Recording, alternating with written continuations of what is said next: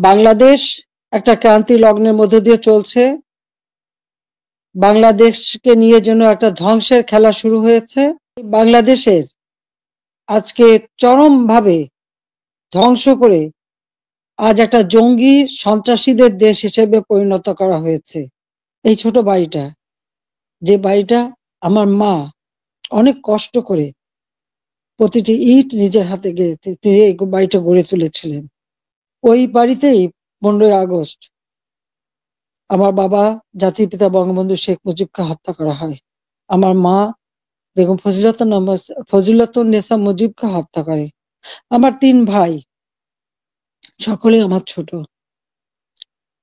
মুক্তিযোদ্ধা ক্যাপ্টেন শেখ কামাল, মুক্তিযোদ্ধা লেফটেন্যান্ট শেখ জামাল এবং ছোট রাসেল, যার বয়স ছিল মাত্র 10 বছর। তাদেরকে কেউ নির্মমভাবে হত্যা করে।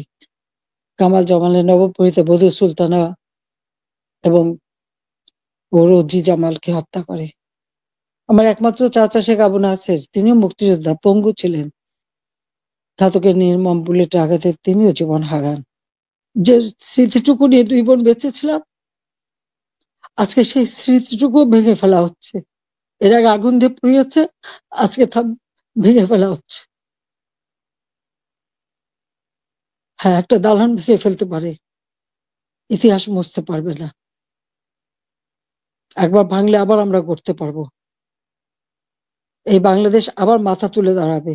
বাংলাদেশের মানুষ আবার বিশ্ব দরবারে মাথা উঁচু করে দাঁড়াবে। আল্লাহ যখন বাঁচিয়ে রেখেছেন, তো নিশ্চয়ই আমার কিছু কাজ বাকি আছে। সেটুকু করার জন্য আল্লাহ বাঁচিয়ে রেখেছেন, নইলে বারবার কেন মৃত্যুর হাত থেকে বেঁচে আসবো। মানুষের দোয়া, উপরে আল্লাহ রাব্বুল আলামিন ওই গ্রেনেড হামলা, গুলি, বোমা সব জায়গা থেকে তো আমাকে রক্ষা করে নিয়ে এসেছেন। এবারেও তো সেই একই অবস্থা। এবার তো একটাই লক্ষ্য ছিল, তার মেটিকুলাস ডিজাইনই ছিল ইউনূস সাহেবের আমাকে 2 বোনকে হত্যা করা। তারপরেও কিভাবে আল্লাহ আমাদেরকে রক্ষা করেছেন। কাজেই আবার বাংলাদেশ ফিরে আসবে, মুক্তিযুদ্ধের চেতনা গড়ে উঠবে। শহীদের রক্ত কখনো বৃথা যেতে পারে না, এটাই আমার কথা। আমাদের মুক্তিযুদ্ধের ইতিহাস আমাদের গৌরবের ইতিহাস, আমাদের বিজয়ের ইতিহাস। এই ইতিহাসকে মুছে ফেলতে পারবে না। আমি জানি এটা মুছে ফেলার চেষ্টা হচ্ছে। সংবিধানকে ধ্বংস করা, জাতীয় পতাকা ধ্বংস করা, অনেক চেষ্টাই করা হয়েছে।